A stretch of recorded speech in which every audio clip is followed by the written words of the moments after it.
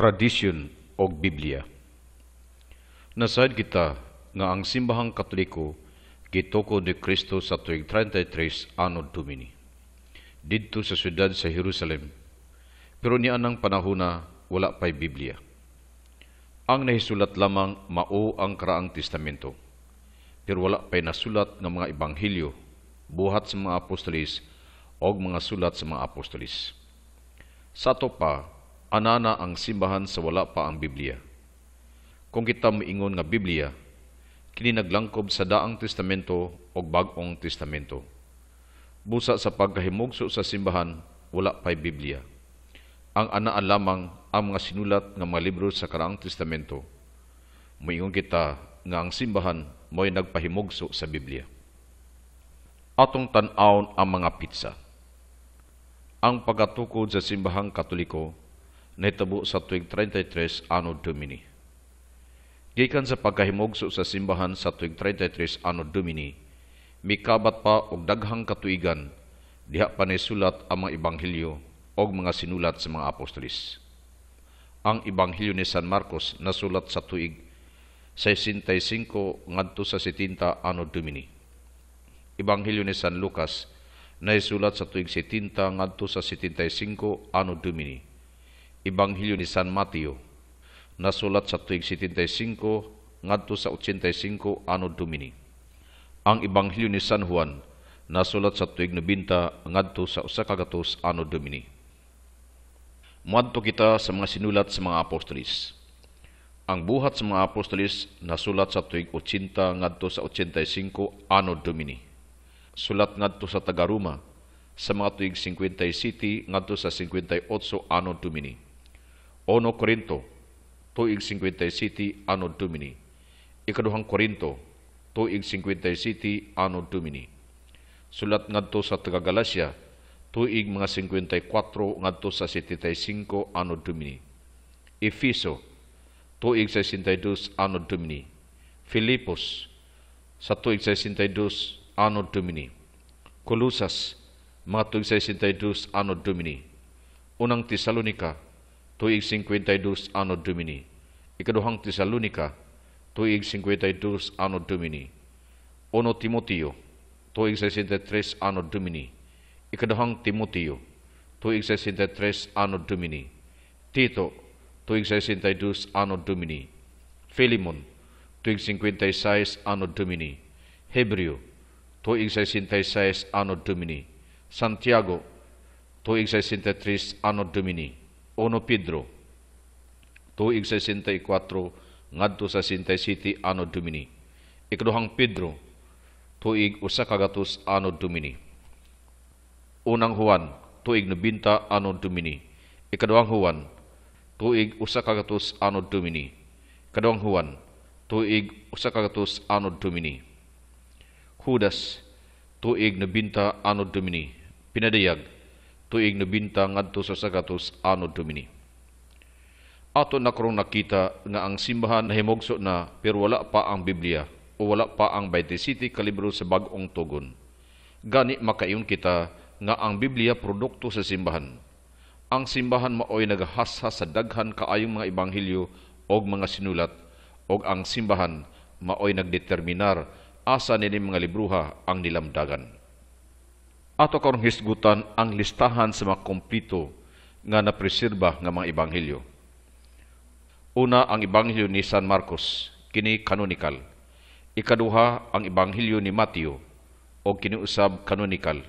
Ikatulo, ang ebanghelyo ni San Lucas, o kini canonical. O ang ikaapat, ang ebanghelyo ni San Juan, nga usab canonical. Gawas ni adtong mga canonical gospels, naapay lain nga mga ebanghelyo, nga giila, nga dili nilamdagan. Una, ang ebanghelyo ni Tomas. Ikaduha, ang ebanghelyo sa kamatuoran. Ikatulo, ang Coptic Gospel of the Egyptians. Ikaapat, ang Gospel of Nicodemus, nga giilasab nga Acts of Pilate. Ang ikalima, ang ebanghelyo ni Barnabas, ug ang ikaunom, mao ang ebanghelyo ni Gamaliel. Gawas ni adtong listahan sa mga kompleto nga napreserba nga mga ebanghelyo, napaylain nga mga ebanghelyo nga gitawag og infancy gospels. Una, ang Gospel of Nativity of Mary. Ikaduha, Gospel of Pseudo Matthew. Ikatulo, Infancy Gospel of Thomas. Ikaapat, Infancy Gospel of James. Ikalima, Arabic Infancy Gospel. Og ang ikaunom, Syriac Gospel of the Boyhood of our Lord Jesus. Gawas niya itong mga ibanghilyo nga atong nasigutan, na paylain nga gi-categorize nga partially preserved Gospels, og maoning musunod. Una, Gospel of Judas. Ikaduha, Gospel of Peter. Ikatulo, Gospel of Mary. Og ang ikapat, Gospel of Philip. Gawas ni adto na paylahi nga kategory nga mao ang fragmentary preserved Gospels, og maoni ang musunod. Una, Dialogue of the Savior. Ikaduha, Papyrus Egerton II. Ikatulo, Gospel of Eve. Ikapat, Phaeum Fragment. Ikalima, Gospel of Mani. Ikaunom, Oxyrhynchus Gospels. Ang ikapito, Gospel of the Savior, nga giilapod nga Anon Berlin Gospel. Og ang ikawalo, mao ang Gospel of the 12. Gawas ni adto napagaylahi nga mga kategory nga giila nga reconstructed Gospels, og mauni ang mosunod. Gospel of the Ebionites. Ikaduha, Gospel of the Egyptians. Ikatulo, Gospel of the Hebrews. Ikapat, Secret Gospel of Mark. Ikalima, Gospel of Matthias. Ikaunom, Gospel of Nazorians. Ikapito, Gospel of Q, nga giilapod nga the Q document. Ikawalo, Science Gospel. Og ang ikasiyam, Cross Gospel. Gawas ni adto napaginahibaw-an nga Lost Gospels o mga ibanghilyo nga nawala. Og mao ni ang mosunod. Una, Gospel of Bartolome. Ikaduha, Gospel of the 70. Ikatulo, Gospel of the Four Heavenly Realms. Ikapat, Gospel of Perfection. Ikalima, Gospel of Marcion. Ikaunom, Gospel of Basilides. Ikapito, Gospel of Andrew. Ikawalo, Gospel of Apelles. Ikasiyam, Gospel of Serentos. Ikanapulo, Gospel of Bardisanes. Ikaunsi, Gospel of the Encratites. Ikadusi, Gospel of the Gnostics. Ikatrisi, Gospel of Hesychius. Ikakatursi, Gospel of Lucius. Ikakinsi, Gospel of Longinus. Ika-16, Gospel of Manis. Ika-17, Gospel of Merentos. Ika-18, Gospel of Saetianos. Ika-19, Gospel of Simonides. Ika-20, Gospel of Tatian. Ika-21, Gospel of Thaddeus. Ika-22, Gospel of Valentinos. Ika-23, the Clementine Gospel. Mao ni karon ang mga listahan sa New Testament writings, og ang uban niini giila nga inspired og nahimong kabahin sa bag-ong testamento. Og mao ni ang mosunod nga mga New Testament writings, apila dinhi ang giila nga mga apokripa. Sa tuig 30 ngadto sa 60 na kanang Passion narrative. Sa tuig 40 ngadto sa 80 naa ang Lost Seeing Gospel Q. Sa tuig 50 ngadto sa 60 ang unang Thessalonians. Sa tuig 50 ngadto sa 60 ang Philippians. Tuig 50 ngadto sa 60 ang Galatians. Tuig 50 ngadto sa 60 ang 1 Corinthians. Tuig 50 ngadto sa 60 ang 2 Corinthians. Tuig 50 ngadto sa 60 mao ang Romans. Tuig 50 ngadto sa 60 ang Pilemon. Tuig 50 ngadto sa 80 Colossians. Tuig 50 ngadto sa 90 mao ang Science Gospel. Tuig 50 ngadto sa 95 ang Book of Hebrews. Tuig 50 ngadto sa 120 ang Didache. Tuig 50 ngadto sa 140 ang Gospel of Thomas.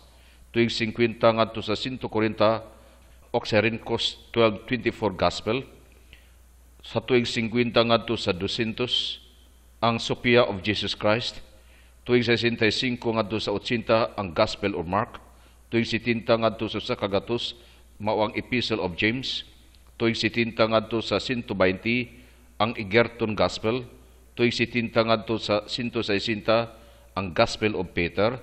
Tuig 70 ngadto sa 160 ang Secret Mark. Tuig 70 ngadto sa 200 Fium Fragment. 70 to 200 Testaments of the 12 Patriarchs. Tuig 73 ngadto sa 200 Marabar Serapion. Tuig 80 ngadto sa 100 ikaduhang Tesalonika. Tuig 80 ngadto sa 100 Ephesians. Tuig 80 ngadto sa 100 Gospel of Matthew. Tuig 80 ngadto sa 110 1 Pedro. Tuig 80 ngadto sa 120 Epistle of Barnabas. Tuig 80 ngadto sa 130 ang Ebanghelyo ni San Lucas. Tuig 80 ngadto sa 130 ang Acts of the Apostles. Tuig 80 ngadto sa 140 First Clement. Tuig 80 ngadto sa 150 Gospel of the Egyptians. Tuig 80 ngadto sa 150 Gospel of the Hebrews. Tuig 80 ngadto sa 250 Christian Sibyllines. Tuig 90 ngadto sa 95 Apocalypse of John. Tuig 90 ngadto sa 120 Gospel of John. 90 ngadto sa 120 ang 1 John. Tuig 90 ngadto sa 120 2 John. 90 ngadto sa 120 3 John. Tuig 90 ngadto sa 120 Epistle of Jude. Tuig 93 Flavius Josephus. Tuig 100 to 150 unang Timothy. Tuig 100 to 150 2 Timothy. Tuig 100 to 150 Titus. Tuig 100 to 150 Apocalypse of Peter. 100 to 150 Secret Books of James. Tuig 100 to 150 Preaching of Peter. Tuig 100 to 160 Gospel of the Ebionites. Tuig 100 to 160 Gospel of Nazareans. Tuig 100 to 160 Shepherd of Hermas. Tuig 100 to 160 2 Peter. Tuig 100 to 200 Odes of Solomon. Tuig 101 to 220 Book of Ilkasai. Tuig 105 to 115 Ignatius of Antioch. Tuig 110 to 140 Polycarp to the Philippians. Tuig 110 to 140 Papias. Tuig 110 to 160 Oxyrhynchus 840 Gospel. 110 to 160 Traditions of Matthias. 111 to 112 Pliny the Younger. 115 Suetonius. 115 Tacitus. 120 to 130 Quadratus of Athens. 120 to 130 Apology of Aristides. 120 to 140 Basilides. 120 to 140 Naasin Fragment. 120 to 160 Valentinus. 120 to 180 Apocryphon of John. 120 to 180 Gospel of Mary. 120 to 180 Dialogue of the Savior. 120 to 180 Gospel of the Savior. 120 to 180 Second Apocalypse of James. 120 to 180 Trimorphic Protinoia. 130 to 140 Marcion. 130 to 150 Aristo of Pila. 130 to 160 Epiphanes on Righteousness. 130 to 160 Opate Diagrams. 130 to 160 Second Clement. 130 to 170 Gospel of Judas. 130 to 200 Epistle of Matthias to Diognetos. 140 to 150 Epistola Apostolorum. 140 to 160 Ptolemy. 140 to 160 Isidore. 140 to 170 Fronto. 140 to 170 Infancy Gospel of James. 140 to 170 Infancy Gospel of Thomas. 140 to 180 Gospel of Truth. 150 to 160 Martyrdom of Polycarp. 150 to 160 Justin Martyr. 150 to 180 Excerpts of Theodotus. 150 to 180 Heraclion. 150 to 200 Ascension of Isaiah. 150 to 200 Acts of Peter. 150 to 200 Acts of John. 150 to 200 Acts of Paul, 150 to 200 Acts of Andrew, 150 to 225 Acts of Peter and the 12, 150 to 225 Book of Thomas the Contender, 150 to 250 Fifth and Sixth Books of Ezra, 150 to 300 Authoritative Teaching, 150 to 300 Coptic Apocalypse of Paul, 150 to 300 Discourse of the 8th and 9th, 150 to 300 Melchizedek, 150 to 400 Acts of Pilate, 150 to 400 Anti-Marcionite Prologues, 160 to 170 Tatian's Address to the Greeks, 160 to 180 Claudius Apollinaris, 160 to 180 Apelles, 160 to 180 Julius Cassianus,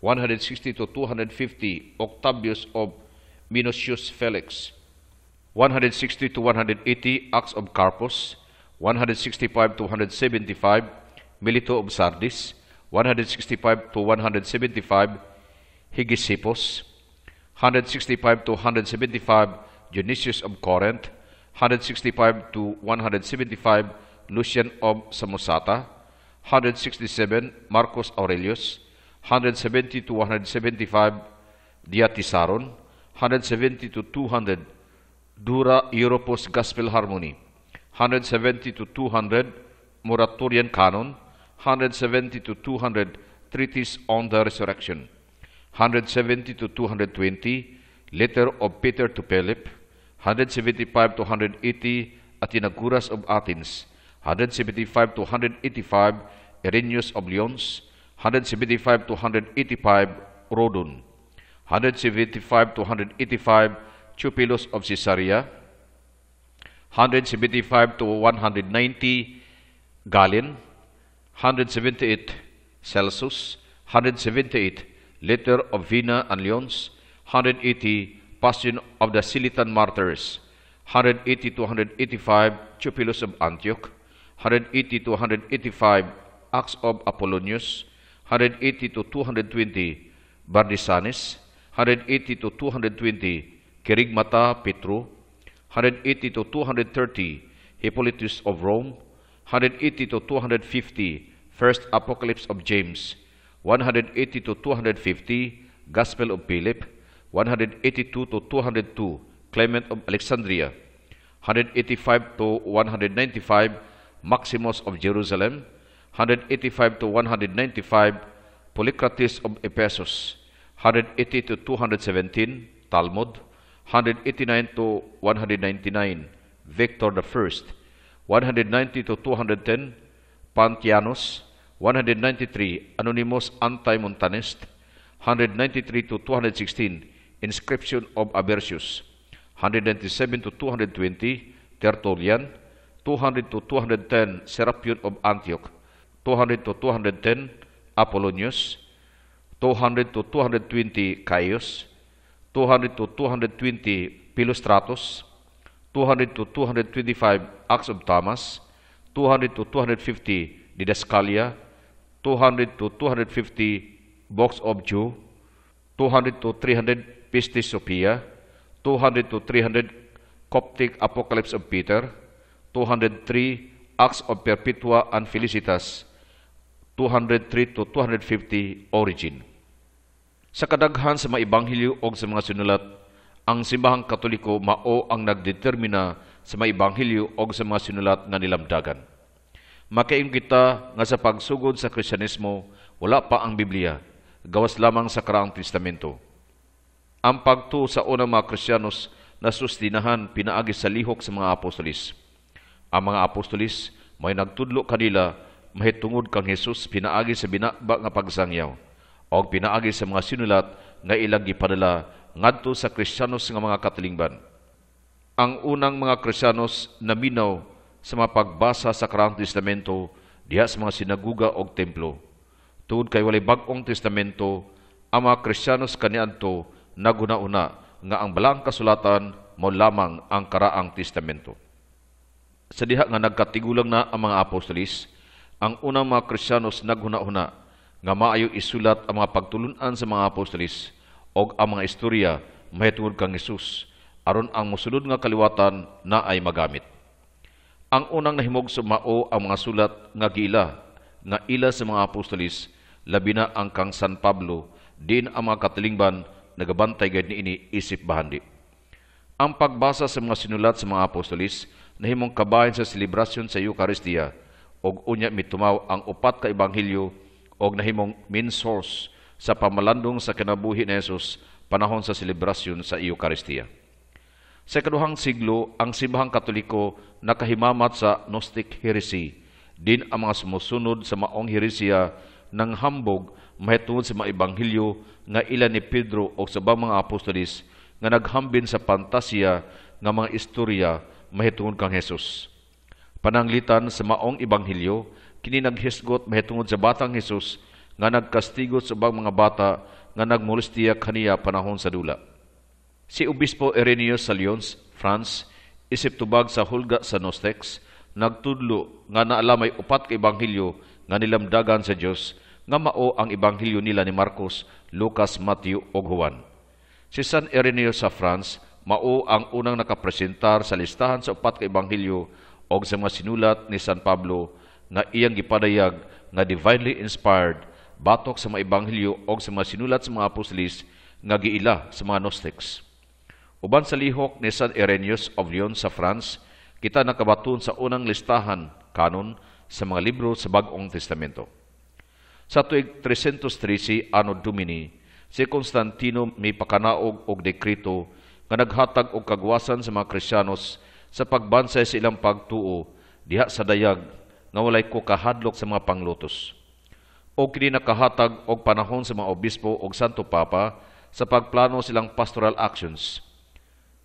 Sa konsil sa Laodicea sa tuig 363 Anno Domini, ang Santo Papa uban sa mga kabispuhan nagpromulgar sa kumpletong listahan sa mga nilamdagang mga libro sa Karaang Testamento o sa Bagong Testamento nga mao na ning mga libruha sa atong Biblia karon.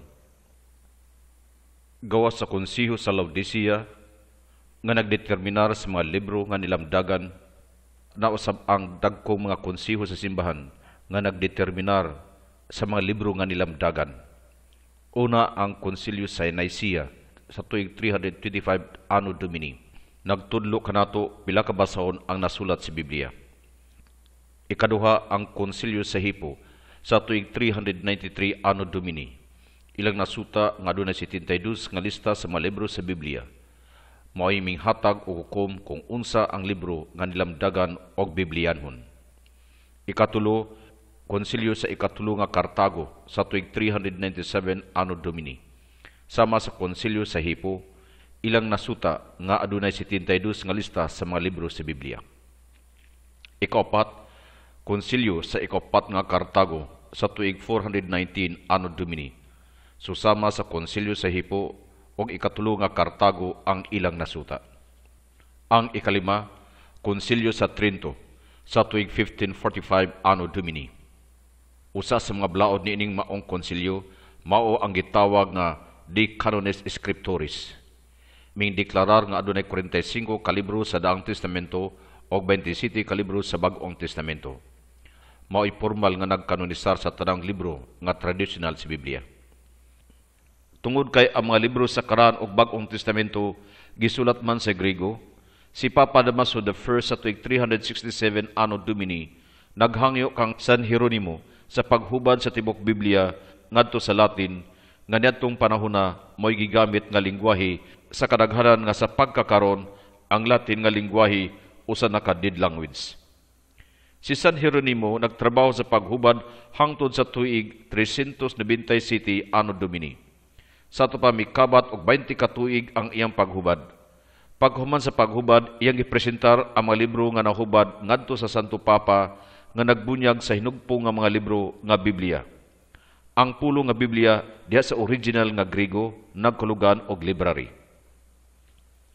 Ang Karaang Testamento nga mga libro nga nakuha gikan sa mga Israelitas og ang paghugpong niini miagipod og kalisod tungod kay ang Griego nga version sa Karaang Testamento nga gitawag og Septuagint version naana o kinigigamit sa mga Hudiyo nga nagpuyo gawas sa Palestina. Ang pinakalisod mao ang paghugpong sa mga libro sa Bagong Testamento. Ang Santo Papa o mga obispo nagsusi sa matag libro o gitun-an ang ilang kasaysayan silang paggamit diha sa Kristiyanos nga katilingban. Ato nang nakita nga ang Biblia wala motungha diha sa kahanginan o wala nahulog gikan sa langit nga humanadaan. Atong nakita nga inanay kini nga nahimugso sa unang siglo diha sa kasaysayan sa simbahan. Ang Biblia nataw diha sa kasing-kasing sa Katolikong simbahan o wala sa bisan asa kundi sa simbahang Katoliko. Diha sa chronological nga pagkataw, ang unang nataw mao ang simbahan o ang sunod mao ang Biblia nga mao ang produkto sa simbahan. Ang pangutana, ang Biblia balang ang tinubdan sa kaluwasan o pagtuo? Ato nang nasayran nga wala pa ang Biblia, anana ang simbahan nga mao'y nangulikta sa mga ebanghelyo o sa mga sinulat sa mga apostolis o mao'y nagpili asa ni ini mga libruha ang nilamdagan. Kini mga libruha gikan kini sa naglainlaing mga Kristiyano sa mga katilingban nga nagagamit o nanalipod ni ini para sa ilang Eucharistic celebration o sa ilang pagpamalandong. Naipipila ka mga tao nga naghuna-una nga ang mga libro sa Biblia nakuha sa mga langob nga gibilin sa mga apostolis, pero dili ni mao ang hitabo. Ang tanang mga libro sa Bagong Testamento gigamit sa unang mga Kristiyano sa nga katilingban. Kini mga libruha wala gilubong diha sa mga langob. Ang pagpangulikta sa mga libro sa Bagong Testamento o ang pag-aproba niini nagparayag sa teaching authority sa simbahan. Ang nagmugna gayon sa Biblia sa iyang final form mao ang simbahan pinaagi siyang teaching authority nga gitawag og oral tradition. Ang tradisyon nga atong gisgutan dinhi dili ang mga tulumanon kundi ang teaching authority sa simbahan. Kining mitumaw karon nga naglainlaing pundok nga tarungan nga ang ultimo nga basihanan sa pagtuo mao ang Biblia ra gyud. Ang atong ikasulti mao ang gikinahanglan nato aron kita maluwas makita nato sa Biblia. Pero ang Biblia sa iyang kaugalingon nanginahanglan og proteksyon og interpretasyon sa teaching authority sa simbahan nga gitawag nato og tradisyon. Usbo nato sa pagsulti nga ang tradisyon nga atong gisigutan dili ang mga tulumanon kundi ang teaching authority of the church. Ang Biblia dili lamang ang basihanan sa atong pagtuo kay gani ang Biblia produkto man sa simbahan. Ang simbahan mo ay nagtanom sa pagtuo o nagsustinto sa pagtuo sa katawhan sulod sa sobra 300 katuig sugod sa pagkahimogso sa simbahan. Nahugpong ang mga libro sa Biblia sa tuig 363 Anno Domini sa Konsil sa Laodicea o ang Santo Papa mo'y nagbunyag sa hinugpong ang mga libro nga Biblia. Kung ang Biblia mo'y tinubdan sa kaluwasan, ambot ipasabot nga ang katawhan sa wala pa ang 363 Anno Domini walay kaluwasan kay wala pa may Biblia sa wala pa ang 363 Anno Domini. Ang bot ba ipasabot nga si Kristo palpak siyang misyon sa pagluwas sa katawhan kay siyang kapanahonan wala pa may Biblia? Makayong kita nga ang tinubdan sa kaluwasan og pagtuo ang teaching authority sa simbahan nga gitawag og tradisyon og ang Biblia. Usbo nato sa pag-ingon, ang kahugpungan sa mga libro sa Biblia nitabo sa Konsil sa Laodicea sa 363 Anno Domini.